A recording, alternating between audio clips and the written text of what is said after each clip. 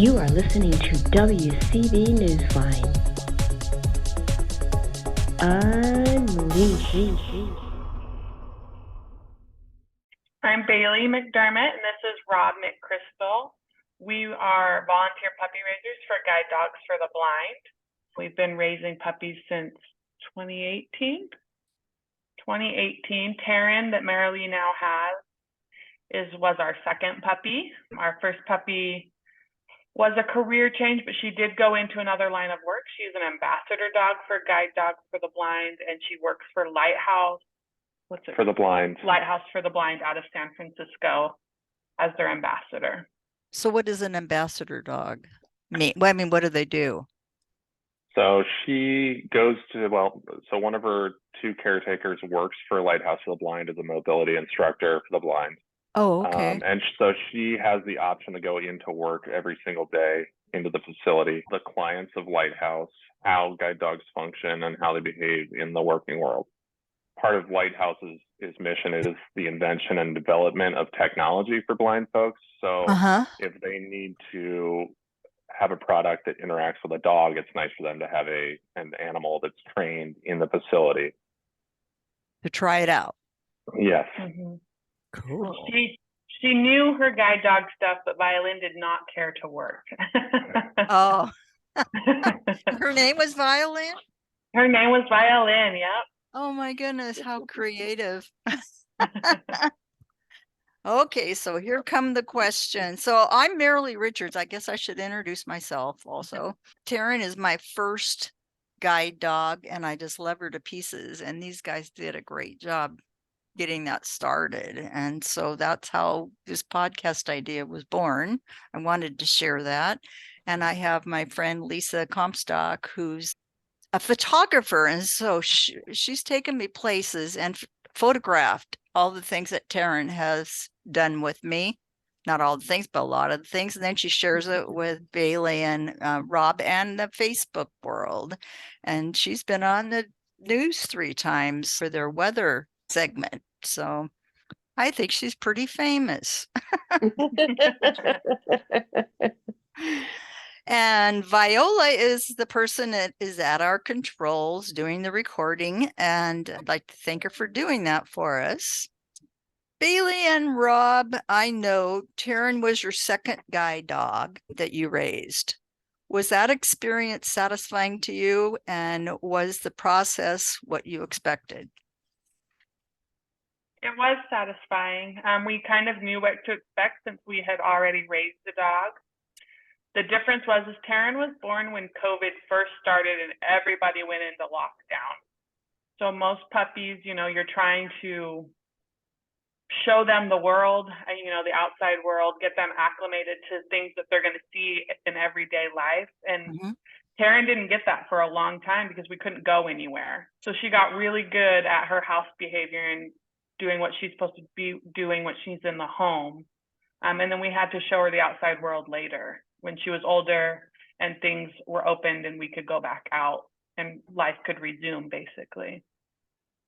What kind of rules did you have in raising the puppy dogs, the guide dogs, puppies? Yeah, there's all kinds of rules. They have an extensive online manual, Guide Dogs for the Blind does, and it helps us. It gives us tips and tricks and how to train a dog to do certain things. Puppy raisers are mostly responsible for, their basic obedience, their house manners, how to walk on a leash, how to relieve so that they're potty trained when they go to their partner. And like I mentioned, also exposing them to the outside world so they're not shocked when they come across something in the outside world.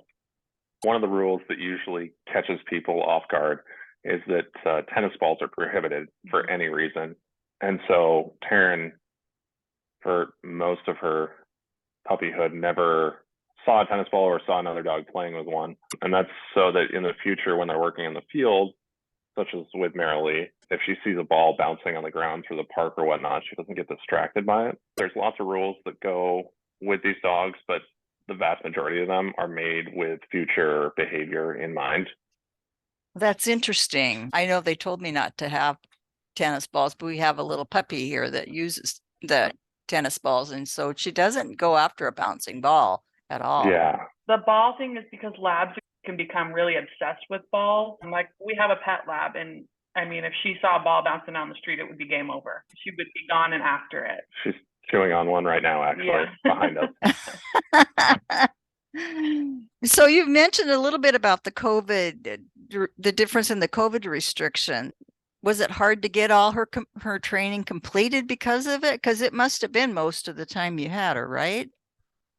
Yeah, I mean, I don't know if I want to use the word fortunate, but we were fortunate to live in an area where we were only locked down for a few months, and we had nice weather. So, we could get out and still be away from people and keep a distance. Guide dogs did a really good job of making sure we followed COVID guidelines. Meetings couldn't, even when our state opened up, meetings couldn't be in person. So we did a lot of meetings over Zoom with our puppy club. But I feel like she still got, towards the end of her time in 2021, while she was still in our home, I felt like she did get out and got what she needed to get. It was just later than what we would normally expose her to some of those outdoor things. What was the most exciting part of doing guide dog puppy raising? Probably having a new lab puppy. We absolutely love labs of all ages, but puppies are oh so soft and snuggly. That first week that we had Taryn, those memories are forever etched in my mind. She was just so sweet and sleepy and soft, and wanted to be licking my face 100% of the time, which was great. That's her now. Yeah. Not much has changed. No. I think my whole time with Taryn is super special. She and I had a super special bond. We went everywhere together because my work allowed her to come to work with me. She spent every day at the office with me.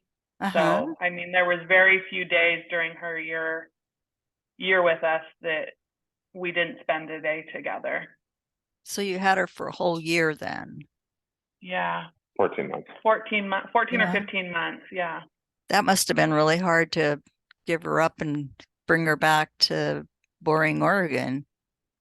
It is. It is hard, but we've gotten to see the other side. Now she's working and she makes a difference in your life, and that's so much more rewarding than any pain we felt having to give her back. Yeah. It's a huge difference for me having a guide dog. I've never had a dog, so this whole experience has just been awesome.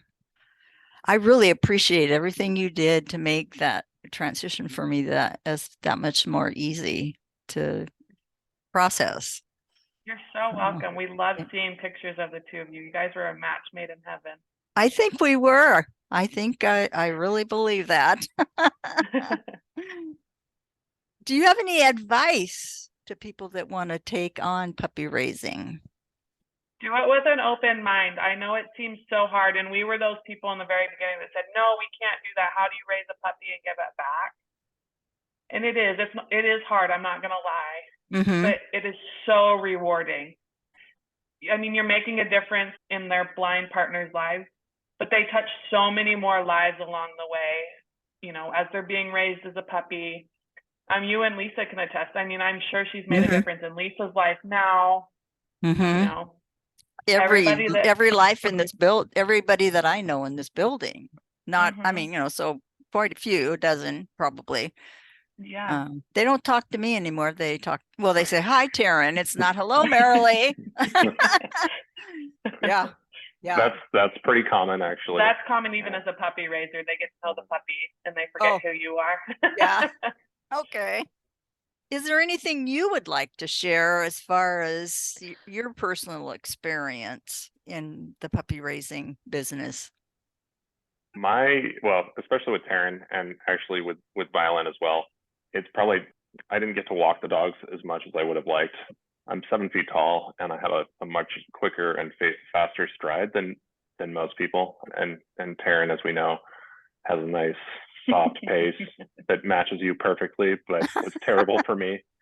So most of my loose leash walking or walking on a leash with her was at inside the house or in the backyard or at our puppy club meetings in actual training drills and exercises. I remember the few times I tried to take her on walks, we'd get like maybe halfway down the block and she'd just stop and quit and lay down. But Walk too purely fast. because I'm walking much too fast. Yeah. Yeah. Could I interject for a second? Sure. Could you talk about what it's like to wear the puppy jacket and what it's like going out in public and how you're greeted by people and, what kind of experiences you had doing that? Everybody, you get a lot of attention, and they warn you before you ever get a dog. Your local club comes and does like a home visit to make sure that your home is safe, and if you have any other animals, to make sure that they get along with other animals. And they give you a warning that when you go out, outing to the grocery store that might take 10 or 15 minutes is now going to take 25 to 30 minutes. Not only because you're working with a dog, but everybody sees a dog and they want to stop and they want to talk to you and share their stories about dogs. You can always make the choice not to take a dog on an outing if you're feeling overwhelmed or you're just not prepared for that. But it is nice to see them out in the community and people asking questions, because it's a way to spread the word of what we're doing and this great organization that provides much needed service to those who are visually impaired or blind. And some of the state laws are different too, so access is different. Where Taryn was raised in Boise, Idaho, guide dogs in training are afforded the same privileges as a service dog that's working. So we never really had any issues, I don't think, taking her anywhere or were denied access anywhere, which was really helpful. When we were at lunch that day, didn't the restaurant guy say that they opened their restaurant for puppy raisers to bring their dogs in to get acclimated to a restaurant? I think so. Most are really good about letting dogs come in our experience anyways, with training and letting them just settle at the table. I think that's actually, a solid idea anyways, because when the general public is there, they can see that a dog that is in vest and actively working, and they can see how they should behave, so they can better recognize what is or is not an actual service dog or service dog in training in the future, and just be aware of some of the challenges that can bring to a business. I guess I never thought of that, but it's always fun to take her any place because she's an instant attention thing. Yes, yeah. So we learned pretty early on that if we needed something to get done and done in a hurry, that Taryn needed to stay home, because it's really unpredictable. I mean, well, it's predictable in that we're not going to be able to get in and out of the store or where we're going as quick as we need to, but still we chose to take her most of the time. Mm-hmm. And Lisa, are you available? Yes. So how has it been for you to take pictures and share them with Bailey and Rob to connect them to my life here? It has been such a huge honor and just really a tremendous joy. I love it so much. I was thinking on the way over here tonight that the last couple of weeks I haven't gotten to do that much. We haven't gotten to do our outings so much because I've been so busy. So I'm really looking forward to, in another week or two when things start settling down, making sure we get more adventures and more photos.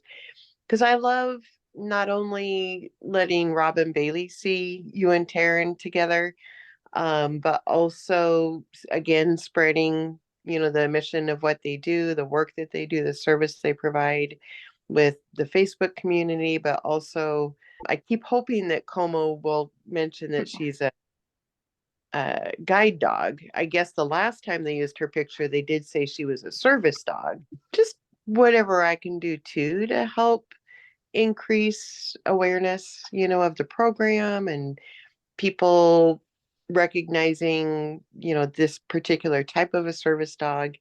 And it brings me so much joy. And watching you play with her and her play with you and the interaction and everything, and watching her with others when she is just on leash and if she's allowed to be more playful, it's just a delight. The whole thing is a delight. Thank you. How about any stories you guys might have Bailey and Rob, that might be interesting to the community at large that might listen to this? So one thing, I mean, if you're familiar with labs, most of them are pretty water oriented, and our pet lab is no different. She sees water and immediately tries to tear your shoulders out of their socket getting to the water.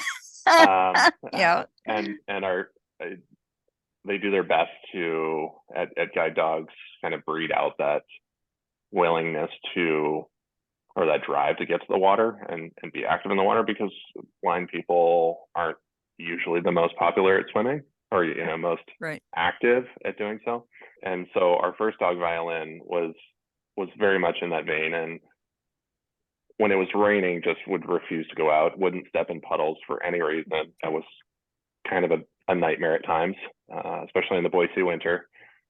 Not a big fan of snow either, but she did it. And then we got Taryn, and we were actually able to get her to go swimming, which was kind of rare. She did enjoy it, but nowhere near as much as our pet lab. But Yeah, it was always fun to see her swimming, knowing that most guide dogs never have the opportunity or desire to do so. I think it's important too to note that when the vest comes off and they're not working, that they do get to be dogs and they get to be puppies. And so it was always fun. Taryn would work all day, and then we'd take a nice relaxing walk to the river that was close by so she could play and kind of relax and decompress from her day. Just like we would as humans. When you come home from work, you kind of want to decompress and, just kind of live a little bit. So I think it's important that the public knows that they do get to be dogs. They're not just working 24/7, 365. I'm really glad you said that, because that is true. I had 4 dogs and they all got to play at the end of the day. Or I had 3 golden retrievers and 1 lab. And the other thing about labs that you guys haven't mentioned is how stubborn they can be. Yeah. Very true. They can be very stubborn. I think we've gotten really lucky though. Both guide puppies we had, Violin and Taryn, I felt were fairly easy to train. They had some stubborn tendencies, but not. Both of the girls were on the lazier side for labs, which is so outside the normal. Our pet lab is 7 years old and bounces around like a kangaroo still. In the back of our minds, when we go to think about raising again, it's like, are we going to get a nice calm lab, or are we going to get some puppy that is just full of energy and bouncing off the walls? Are we going to be able to do this? Well, you did a great job. Every time I take her out, I have to thank you, Of course, Marilee. relieving her and feeding her, and it's just amazing. And I don't know dogs. I don't know a lab from a German Shepherd. So I'm no expert by any means with any dogs, but she is such a joy. Such a joy. Did you have to work at all on either one of your girls, their vocalness, or were they pretty calm? I had to get my guide dog not to bark, and that, I was pretty firm at the beginning, and so they didn't, because I absolutely didn't allow it, because it can get to be a problem if you say, oh, I'm just going to allow it once, and then you kind of have to nip it in the bud a little bit, gently, of course. But I mean, you can't, if you don't want a certain behavior, if you live in an apartment, you don't want them barking when somebody knocks on the door, because it can be distracting to neighbors, and then you could get into trouble. Did you have any of that issue? And are you guys out in the country, or, what kind of living situation did they have? Are you in Boise or out in the country? Yeah, so neither of ours bark, and they work really hard to train to make sure that they don't alert bark. Guide dogs can actually be career change for alert barking.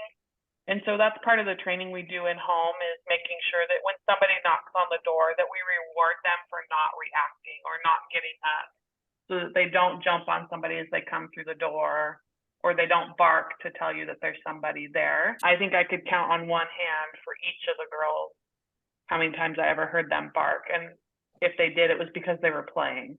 That's right, with Taylor 5 times, and she's been playing every time. Yeah. And then as far as like where she grew up, we lived in the city of Boise, which is, I mean, it's not a large city by any means, but it's definitely not a small city. And I know that Guide Dog does a really good job of trying to match the dogs with a similar environment to make sure that the match with their visually impaired person is going to be successful. So like Taryn was raised in a really quiet home. We don't have children. There weren't kids around. And I don't know the size of Everett where Marilee is, but I'm guessing that the city size is fairly similar to where Taryn was raised, and the environment was very similar. So she's continuing to live in a home that is quiet. And so it's the best match for Taryn and Marilee. And that's obviously not the only thing that they match, but that does play a big role in how they match the visually impaired person and the dog. Are you involved with any of the matching part of it? You just do the training? Just the training. We know a little bit just from, you know, what we have heard, and seeing, you know, there's a couple videos out. There's that series, Pick of the litter. Pick of the Oh, litter. that was a Yeah. great Yeah, I've got to series. see that. Yeah, I It was haven't watched that wonderful. yet. Yeah. Yeah. And you it get does puppy reports, and when they're in training, do they still do that? Send you puppy reports? You get a weekly report, but it only tells you where they are as far as training in their phases. So if they're in for breeder evaluation, so they look at some of the dogs. Guide Dogs does all their own breeding. So they look at several of the dogs in each litter to become a possible breeder. And Taryn actually did go through that. Taryn actually was selected as a breeder. She wasn't supposed to be a guide dog, but she carries a gene known as Stargardt's, which can cause blindness in dogs. She's not affected by it, but she could pass it on to puppies. And they didn't know until they did some genetic testing, and she had a sister that came in that didn't carry the gene. So they went ahead and took Taryn out of breeding and moved her to the guide dog track instead, since she's not affected by the gene. So that's what your report depends on, whether they're in, it's marked into phases based on if they're going through the breeding track or if they're being trained as a guide dog. And through COVID, Guide Dogs started giving quarterly updates to raisers. So you would get a couple pictures and just like a quick blurb of what was happening in training. And we were fortunate to be part of that when they first started doing that. So we got 3 or 4 updates from Guide Dogs as Taryn was going through training with some pictures of her on campus. Oh, that's great. Because my guide dogs were over the course of my life. I had 4, and I'm trying real hard not to interject into this, but it's so hard because guide dogs has been in my life since I was 21, and I'm not that anymore. So you were right about when I was 21, I walked a lot faster and was a lot quicker than I am at over 60. So, you know, Parnell was 22 inches high and was a longer, bigger dog than my 50, 60-pound golden retriever when I was 21. They really work hard to make sure they match your gait and your living experience and your living situation. Do you have a family? Are you married? Are there other pets in the home? How old you are? How active you are? Do you go out a lot, or do you work? That kind of thing. And my dogs all went with me to work, of course, and to school and that kind of thing. But you guys, we wouldn't be able to do this, and they wouldn't be able to do this without all of you, you know, to have you raise the puppies and love them and bring them into your home and give them all the things they're going to need when they get to be an adult. I just can't say enough about the work that you do. My first guide dog puppy raiser was a college student, and he was her last puppy. My second guide dog was a 10-year-old boy, and let me tell you, Oh my God. that was difficult. It was very hard on him to let Yeller go to me, and he cried. Oh boy, was that hard. That was, you know, the rest of the people, the rest of my dogs have had adult raisers, you know, but boy, I tell you, I don't know if I could have done it if there had been too many more kids, because it's really hard on them. You know? Yeah, I mean, we're not kids, but puppy They were one, pretty detached too. Mhm. oh yeah, Yeah, very much so. Yeah, I can Mhm. tell you that I cried all of graduation day. I did too. Yeah. Yeah, you're not the only one guilty of that. What We is learned from puppy one that we brought Violin back to the campus here in Boring, Oregon, and insisted on going through the full process, like taking her into the kennels and whatnot, making sure she's situated. And I think that is something we'll never do again. Like, I'm aware of how they do it now, but if I could go back again, I would just hand her off out front to the staff.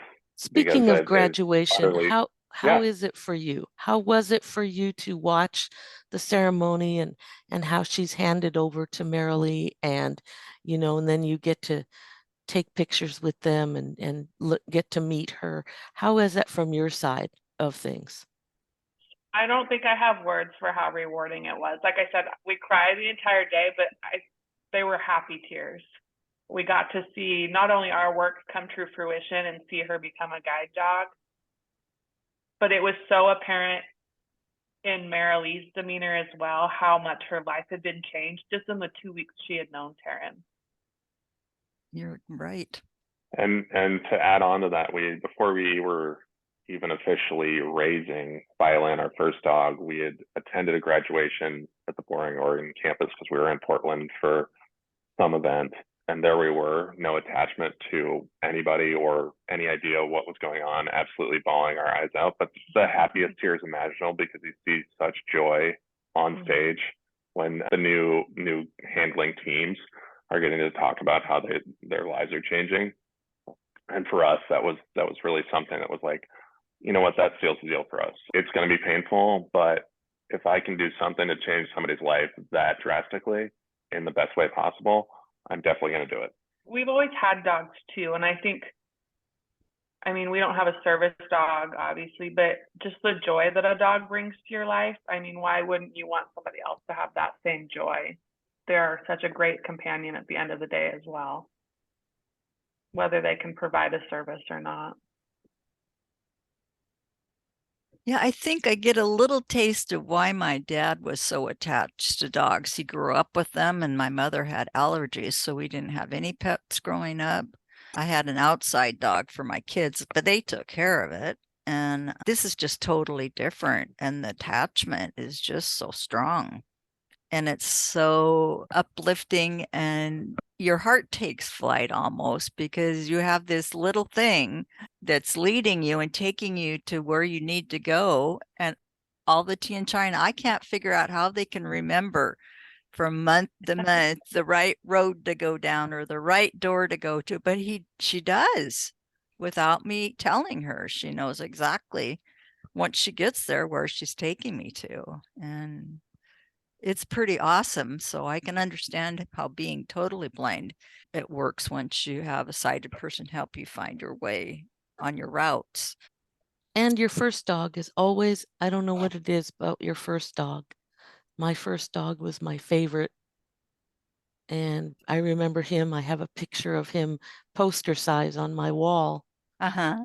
I do have all my other dogs. I have pictures, and I have their urns and stuff, because I couldn't bear to leave them where they were, because I've been living in different parts of I lived in Canada, and there was no way I was going to leave my Cochise anywhere I wasn't going to be. So, something about your first dog, the people that get them always have a favorite. You try not to, but just like when you raise them, sometimes you have a favorite, and it's and it's really hard because they just don't live as long as we do. So right, that's very true. that's very hard, but you don't have to worry about that yet. She's young. No, she's very young. Yes, very young and very spunky, and my goodness, her name is Taryn, and they're joking that she's Taryn all over the place in the building. Taryn does have a lot of spunk. She's always been really spunky. Yeah. And she's absolutely right. They say hello to her now. All the time I had dogs, it was always, hi, Cochise. Hi, Parnell. Hi, Alberta. Never and never did they ever talk to you.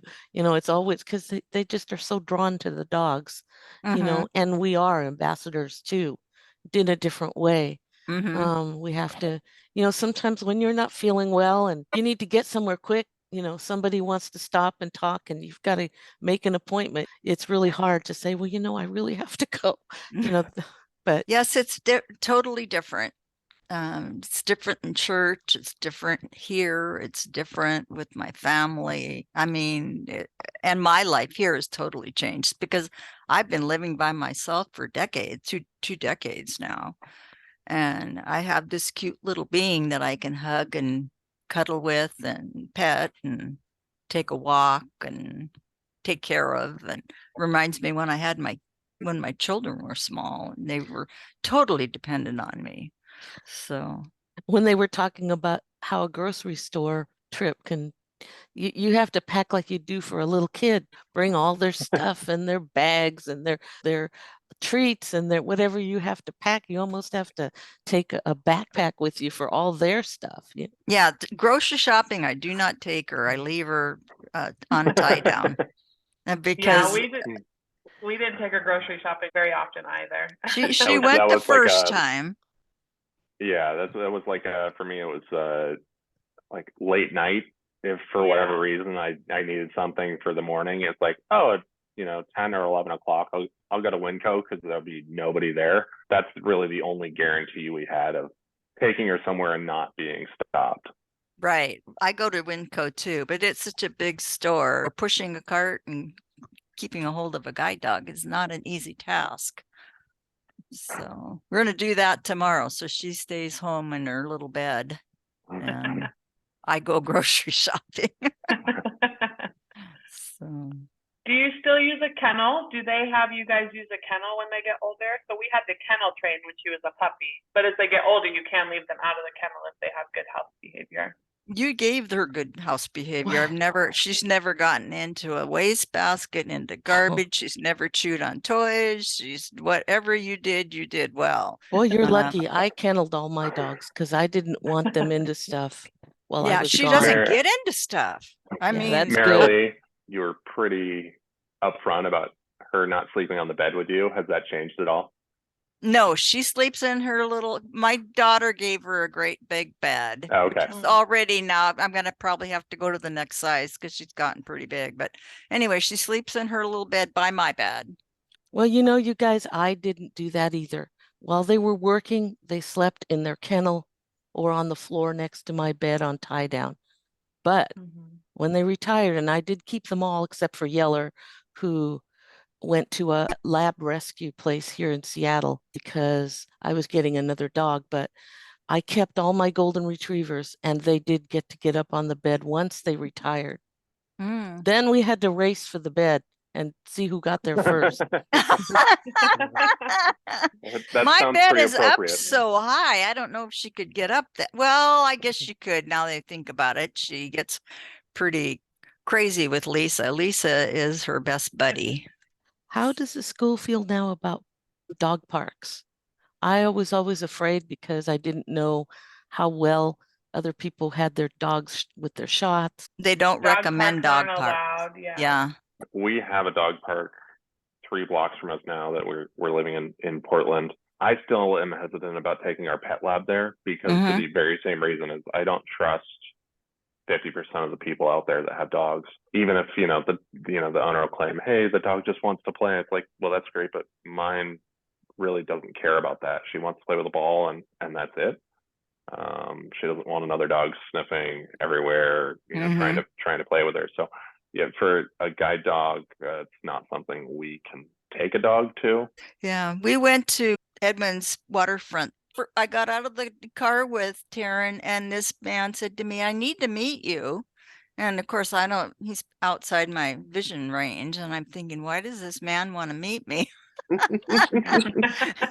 I walked a little closer. He had a little puppy. It was a guide dog. He was a puppy raiser. His dog that he had, her name was Bren. And she was a black lab. And she was just as cute as could be. See, that's the thing I was talking about. You never know who's going to come up to you and you can't say, You can't be, oh, I don't want to do that, because I can see your point. I would have done the same thing. Oh, why is this person talking to me? I don't know who you are, We've but we've actually had that same experience too, because we saw actually a leader of a puppy raising club here in Portland walking one of her puppies. And so I broke the ice and I was like, oh, hey, what's your dog's name? What club are you in? Whatnot? And then forgot to introduce myself. So I looked like a crazy person who was stalking her. And in reality, I wanted to love on the dog so much, but I resisted the urge. So how many people are in your Boise, Idaho club that you came from? How many puppy raisers? When we were there, 12 to 14 people. I don't think Mhm. we ever had more than 7 or 8 dogs at a time. Yeah, that's right. And a lot of times we had fewer dogs than that. The club's fairly small in Boise. We've mentioned a couple times that we have since moved to Portland, unrelated to guide dogs, but there's multiple clubs in the city here. And we're not sure, we're still trying to decide if we want to do that or if we want to be campus volunteers instead. So we're not quite sure how large the clubs are here, other than that there are multiple of them. oh, then And you the- might get to play with the little puppies. That would be just so cool. Oh, Yes, that would be awesome. Well, working on that campus would be an amazing experience too. Just from the 2 weeks that I was there, the staff was incredible. The volunteer and paid staff. That would be a hard decision. Yeah, we haven't decided yet. Yeah, and so I'm a little bit apprehensive personally about raising a puppy again.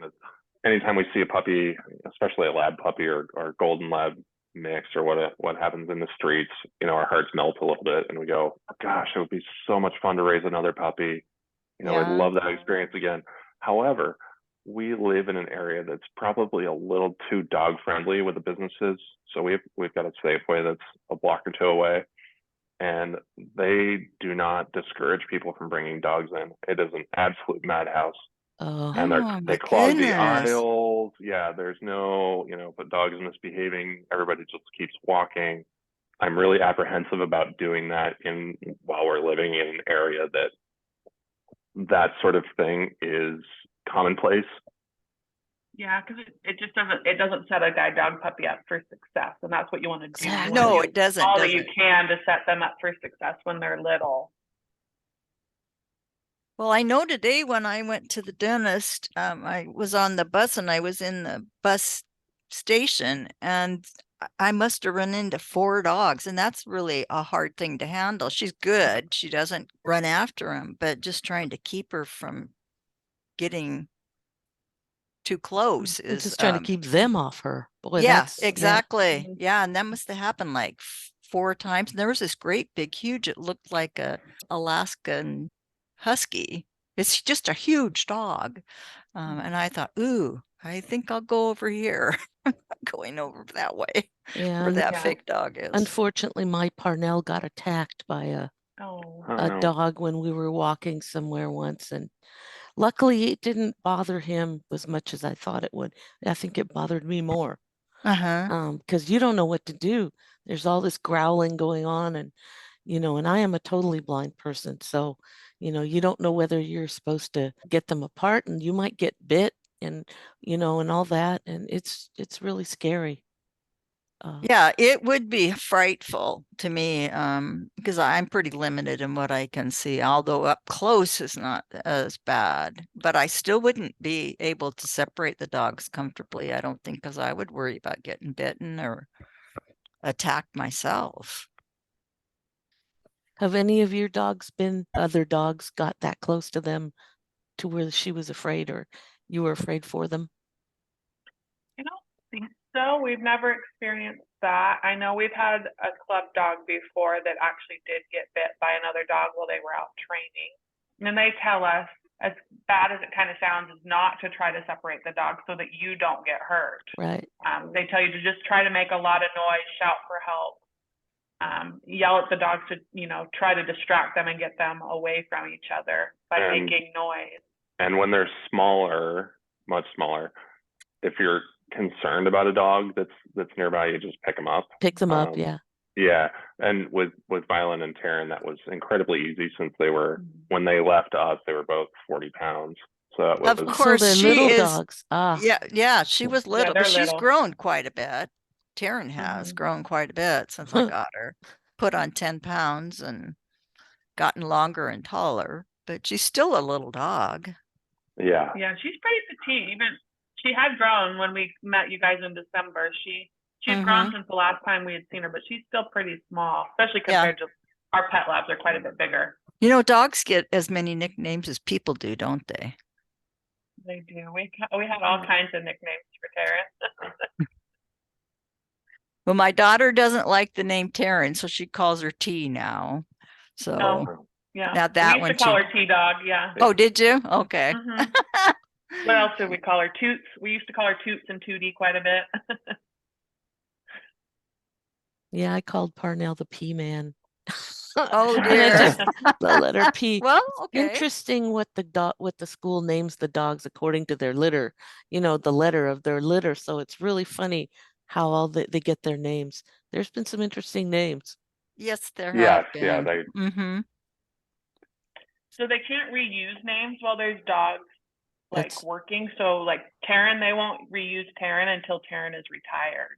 Oh. So and that's partially why you get some of those weird or yeah, different Yeah, names. you gotta run out of ideas after a while. well, yeah, Violin was, that was the first time Violin was ever used as a name. Wow. I used to play the violin. That's interesting. It is interesting. Yeah, I didn't play it very long though. It's not like learning the piano like I'm doing now. That is an instrument you can play and people aren't gonna plug their ears and run the other way. So, yeah. So where did Violin go to then? Where She do they is go all over the in, country? they certainly can. Violin lives in San Francisco, just south of downtown. That's a huge city to live in. Oh. Yes, it is. So guide dogs they're all over the United States and Canada. So I mean somebody from Maine could get a dog from Guide Dogs for the Blind. Uh-huh. Right. Well, it's like the people that came to my training, they were from Canada. One was from the East Coast, and the other one was from British Columbia. Yeah. So there was 2 from America and 2 from Canada in the group that I was in. Does anybody else have anything more they want to share or any more questions you might have? I would like to say that the contact we've stayed in touch with you and Lisa has been absolutely phenomenal. I would love to say that that's normal and what we've experienced prior, but a word to the wise or those interested in getting to it, there's no guarantee that the new handler or new team will stay in contact. So I mean, that is a downside. We've experienced both what we have with you and Lisa and Taryn, the complete opposite with Violin. I was lucky enough to see her once. I tried to go the right route to contact them and visit. Saw them once and have never heard from them since. So it's frustrating, but fortunately we have so many happy memories of Violin that it deadens some of the pain of not staying in contact. Well, I will say that my first guide dog, she was going off to college, and she was in Hood River, which is not far from Vancouver, which is where I was at the time. But she was going off to college, and I didn't think I'd see her. And I wish I was only 21 at the time, and I wish I'd kept in contact with her mother at least. But I didn't have any way to send pictures or anything at that time. It was 1980, and things were a lot different. There wasn't any iPhones or anything like that. And then Yeller, that little boy, was so crushed and so hurt. I don't think it would have been a good idea for me to stay in touch with him. I think he needed to completely break, and which really was sad. But the family was really nice, and I would have liked to have stayed in contact with them. But Alberta, who was a golden retriever, I mean, we kept really in close contact with her because I knew her before I got her dog she was raising, and we went out to Utah and we stayed with them, and she came out to Utah or out to Olympia, which is where I'm in Washington now, with all her dogs. She had 5 dogs at the time, and we Oh were my living in an goodness. apartment, and we're trying to, find a place for all the dogs, and and she came to see us 2 or 3 different times, and she'd take us out shopping, and we'd go to a park, and we'd hang out. So I understand with the people in Corvallis, they were nice too, but they'd raised a lot of dogs. I think at the time Parnell was their dog, they'd raised like 20 dogs. I wanted to keep in touch with them, and I tried to call them or was never successful in contacting them. But yeah, it's great when you can stay in contact with your puppy raiser. I do agree with you, though. It's easier now because of the technology. I can't even imagine what it would have been like back then when we didn't have as much technology as we do now to stay in contact. Of course, if you were depending on me, it wouldn't happen so often. Lisa's a little more. Well, you're lucky to have Lisa, because you can Oh, I take her know out I to the am. park, and she can keep an eye on, make sure that Taryn doesn't get into anything she's not supposed to, that you wouldn't catch in time, and all kinds of things can happen. Yeah. Well, she And takes us on rides, and then we go where we can walk, and then we get back in the car and ride some more. And yeah, she gives her a lot of good exposure that I could never do. so if I hear her on TV, I'll know who she is now. Is that right, Lisa? She Well, she does photographs for KOMO. Oh, you do photo. Oh, well, I wouldn't be able to see those. That's too Right. bad. But you could So hear her name, that- Lisa Comstock. They always tell who the picture taker is. And I think, do they usually say Taryn's name as well? Yes, they usually do. and they announce it's Taryn. Yeah. I What feel hap- pretty blessed. Yeah, oh, it's so much fun. Viola, what happens is our local ABC affiliate, KOMO. Yes, I know. I get them Oh, so, being in Tumwater. Shannon O'Donnell is their lead meteorologist. Right.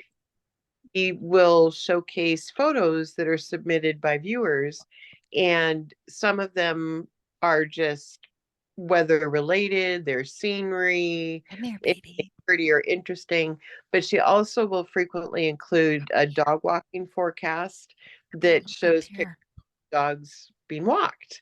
So that's how Taryn's gotten to be on 3 times, is different photos I've shown of one time at the Everett Marina, one time at this Riverside Trail. So it's really fun. It's a lot of fun. We're very thankful for you, Lisa. We love seeing your photos when they come up of Taryn and Marilee. Oh, thank you. I'm so thankful for the both of you. I just can't even put the words. You've done such a huge, huge, huge gift. You'll never know. Well, everyone, we've managed to get a whole hour in. I'm really pleased. This is going to be great. And I thank you. Thank you guys for everything you do and your time. And thank you, Lisa, for coming on as well. And I'll try real hard not to cry, because I miss having a dog. My husband will not allow me to have a pet dog. So I'm really sad about that. But we have 3 cats, so I have to be content with a rag doll and a Maine Coon and a shelter cat, which is, so. I know when I'm through using her as a guide dog, or she retires, or however that works, I'm going to keep her. I'm not. Yeah, I would. I couldn't give them up. I could not.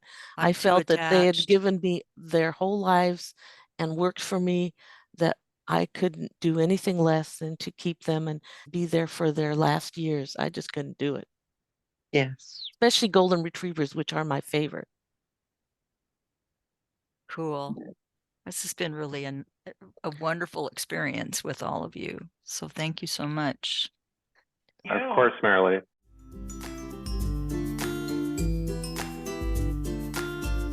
This podcast was made in association with Washington Council of the Blind's Newsline publication. You can contact us at the WCB Newsline at gmail.com. and we'd like to extend a thank you to Kevin MacLeod at Incompetech.com for his use of the song Life of Riley.